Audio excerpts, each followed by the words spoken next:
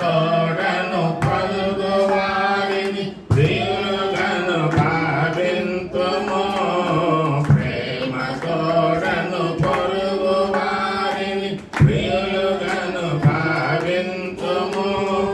క్షమయు స్నేహము నేర్చి ప్రభుగణ శాంతితో జీవింతుము.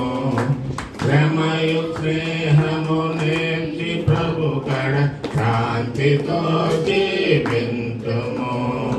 నేనును నా ఇంటి వారును నీతి సూర్యుని కొలుతుము.